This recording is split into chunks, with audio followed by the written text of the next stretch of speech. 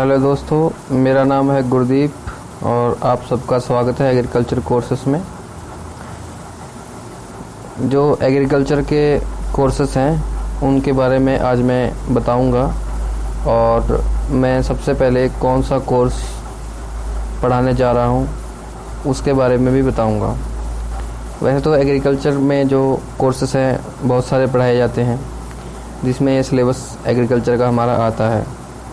सबसे पहले है IBPS AFO, that is agricultural field officer. इसके बाद आपका IFS आता है, इंडियन फॉरेस्ट्री सर्विसेज। इसके बाद आपका जो एग्रीकल्चर कोर्स जो आता है वो गेट में आता है, JRF में आता है और ABM एग्री बिजनेस मैनेजमेंट, इनमें भी आपका जो एग्रीकल्चर कोर्स आता है, जिसमें इन सब का आपका स्टडी करना ज़रूरी है।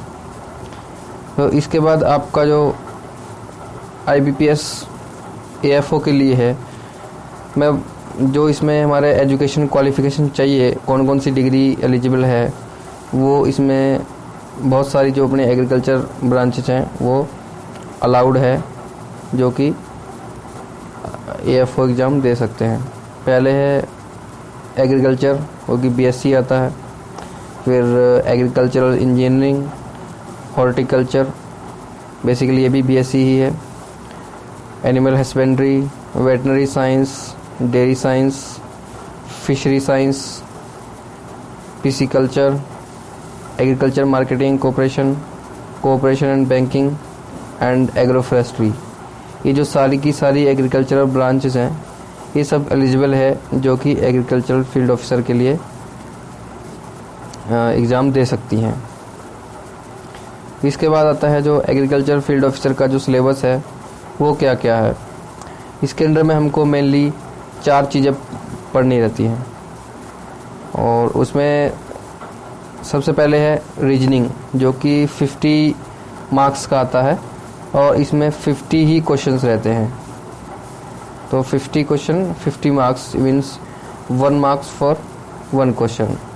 और सिमिलरली इंग्लिश लैंग्वेज, जो कि इंग्लिश लैंग्वेज में हमारे 50 क्वेश्चंस आते हैं और 25 मार्क्स के होते हैं।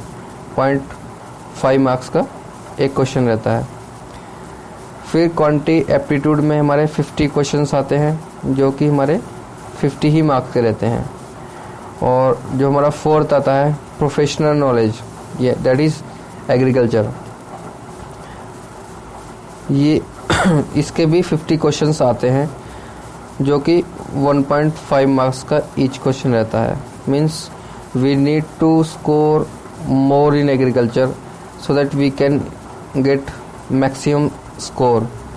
अगर हम 50 में से 40 क्वेश्चन करते हैं या 45 क्वेश्चन करते हैं तो उसका 1.5 टाइम्स हो जाता है। अगर हम 30 क्वेश्चन करते हैं तो हमारे 45 मार्क्स हो जाते हैं।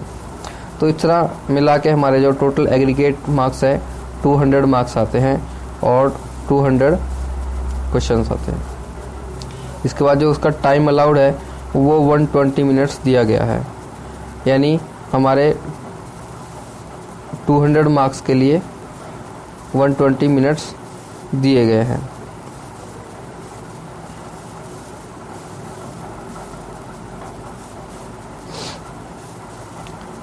अब बात आती है सिलेबस की, कि जो हमारा जो प्रोफेशनल कोर्स है उसका सिलेबस क्या क्या है। तो उसका सिलेबस जो है वो ज़्यादा बहुत बड़ा नहीं है, हम बहुत इजीली कवर कर सकते हैं। तो उसमें सबसे पहले आता है एग्रीकल्चर करंट अफेयर्स। जो भी करंट अफेयर्स हैं, जो भी एग्रीकल्चर में इनोवेशंस हो रहे हैं, एग्रीकल्चर स्कीम चल रही हैं, अगर हम उसके बारे में स्टडी करें तो ये करंट अफेयर्स में आ जाता है। और सेकंड थिंग है क्रॉप हॉर्टिकल्चर वेजिटेबल्स। ये हॉर्टिकल्चर के बारे में है, जो कि हमारा सिलेबस के अंडर आता है। उसमें फिर आते हैं हमारे spacing time of sowing different seeds rates. तो इसमें हमारे जो डिफरेंट क्रॉप्स हम सो करते हैं उसका स्पेसिंग क्या होना चाहिए, जो हमारी सीड रेट क्या होना चाहिए। सपोज हमने फ्लोरिकल्चर किया है तो फ्लोरिकल्चर में क्या क्या ग्लैडियस है तो हमारा कितना स्पेसिंग होना चाहिए, कितना सीड रेट होना चाहिए, कितना उसका स्पेसिफिकेशन होना चाहिए फील्ड का, वो सब इसमें स्टडी करते हैं। फिर उसके वैरायटीज़ कौन सी होती है, इंपॉर्टेंट वैरायटीज़ होती हैं कि हम जैसे पपाया लगाया तो पपाया की डिफरेंट वैरायटीज़ कौन सी होती है, उसकी ईल्ड कितनी होगी। और उसके बाद जो हम उसमें हर्बिसाइड्स कौन कौन से यूज़ करेंगे, पेस्टिसाइड कौन से यूज़ करेंगे, मीन्स वीडिसाइड कौन से यूज़ करेंगे। उसके बाद होता है हमारा जो फ्रूट्स और वेजिटेबल्स के बारे में जो इम्पोर्टेंट पॉइंट्स होते हैं, उस कुछ फैक्ट्स होते हैं, उसके बारे में स्टडी करना रहता है। फिर preservation of fruits and vegetables, तो हम उसकी सेल्फ लाइफ कैसे इंक्रीज कर सकते हैं फ्रूट्स एंड वेजिटेबल्स की, क्योंकि फ्रूट्स एंड वेजिटेबल पेरिशेबल होती हैं जो कि डिस्ट्रॉय हो जाती हैं, माइक्रो ऑर्गेनिज्म इसको ख़राब कर देते हैं। उनको बचाने के लिए हम सेल्फ लाइफ कैसे इंक्रीज कर सकते हैं वो भी इसमें हम पढ़ते हैं। Then after types of cropping system कौन सा होता है, उसके बाद डिफरेंट डिजीज़ कौन कौन सी होती हैं डिफरेंट क्रॉप्स में, उसके हम स्टडी करते हैं। और जो थर्ड हमारा सिलेबस है दैट इज़ सीड टेक्नोलॉजी, कि हम सीड जो हम यूज़ करते हैं एग्रीकल्चर में, तो उनका सीड्स कैसे उसको डेवलप करते हैं, कैसे उनकी वायबिलिटी इंक्रीज करते हैं, कैसे हम सीड्स की सेल्फ लाइफ इंक्रीज करते हैं, सीड सर्टिफिकेशन क्या है, मीन्स सीड्स का प्रोडक्शन से लेके सीड के बारे में सब कुछ जानकारी प्राप्त करना तो हमारा सीड टेक्नोलॉजी के अंडर आता है। और इसमें भी इसकी डिफरेंट गवर्नमेंट स्कीम्स है, डिफरेंट गवर्नमेंट ऑर्गेनाइजेशंस है जो कि इसको सीड टेक्नोलॉजी को देख रेख करते हैं कि सीड हमारे जो फार्मर्स को मिल रहे हैं वो उत्तम गुण वाले हैं या नहीं है, या उनकी क्या पोजीशन है।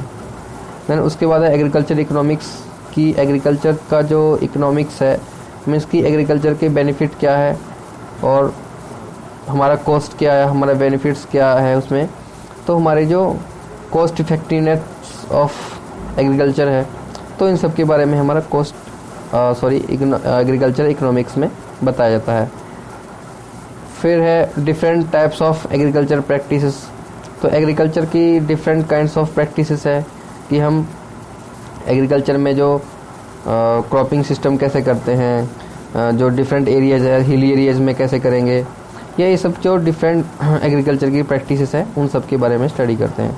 देन आफ्टर सॉइल रिसोर्सेस, तो हमारे सॉइल रिसोर्सेस कौन कौन से हैं, इसके बारे में सॉइल रिसोर्सेस हैं, वाटर रिसोर्सेस है, इस सब के बारे में हम इसमें स्टडी करते हैं। तो उसके बाद हमें इसके अंदर क्या क्या आता है, इंडियन सॉइल कितनी तरह की है, रेड सॉइल है, लेटराइट सॉइल है, एलुवियल सॉइल है, इस सब के बारे में हम सॉइल के बारे में पढ़ते हैं, सॉइल साइंस पढ़ते हैं कि हमारी जो इफ़ेक्टिव क्रॉप प्रोडक्शन के लिए कौन सी सॉइल कौन सी क्रॉप के लिए बेटर है।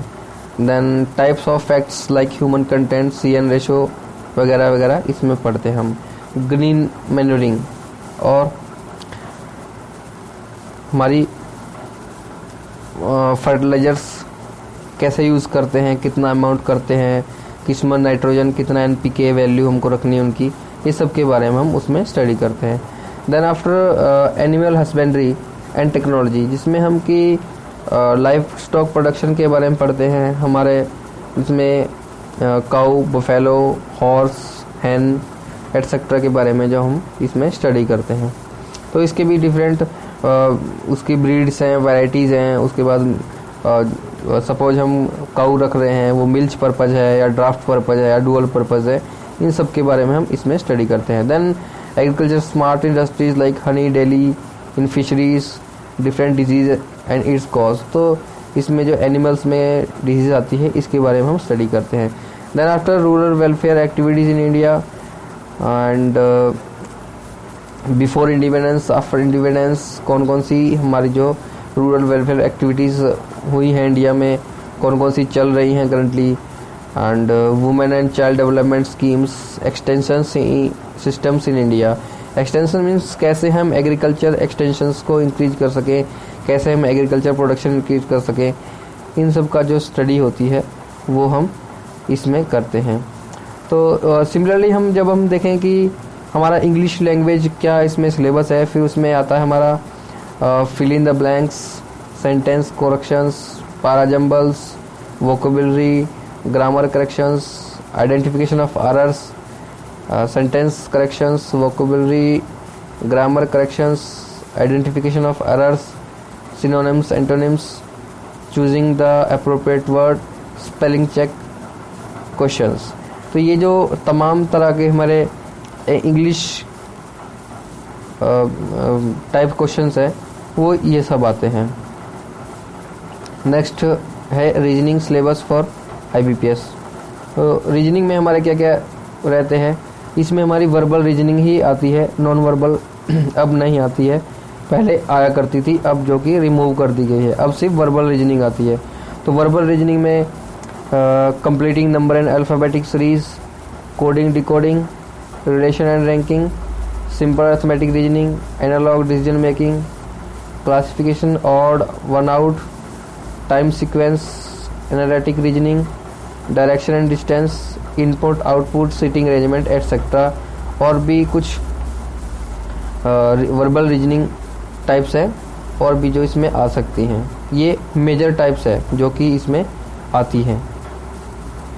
And next is quantitative aptitude syllabus, जिसमें सबसे पहले number system, decimal fractions, ratio and proportion, percentage, time and distance, time and work, speed and distance, profit loss, average, simple and compound interest, data interpretation and sufficiency and probability. ये जो major क्वांटी एप्टी के under में आते हैं जो कि इसका syllabus है। और अब जब हम बात करें कि हम इसमें बुक्स कौन कौन सी रिकमेंड करें हमारे इस सिलेबस को कवर करने के लिए, सबसे पहले हम देखते हैं कि professional knowledge that is agriculture knowledge के हम कौन कौन सी बुक रेफ़र कर सकते हैं जो कि इसमें बेस्ट बुक्स मानी गई हैं कि हम अगर ये बुक्स को रेफ़र करें तो हमको बहुत मैक्सिमम सिलेबस कवर कर सकते हैं। तो सबसे पहले जो प्रोफेशनल नॉलेज है इसमें हम 3 बुक्स मेनली रेफ़र करते हैं। फर्स्ट बुक है ऑब्जेक्टिव एग्रीकल्चर बाय SR कंतवा, जो कि न्यू विशाल पब्लिकेशन की है। ये बहुत अच्छी बुक है जो कि हम रेफ़र कर सकते हैं, ऑब्जेक्टिव टाइप क्वेश्चंस के लिए है। इसमें तमाम तरह के ऑब्जेक्टिव्स दिए गए हैं, हर सब्जेक्ट से रिलेटेड दिए गए हैं।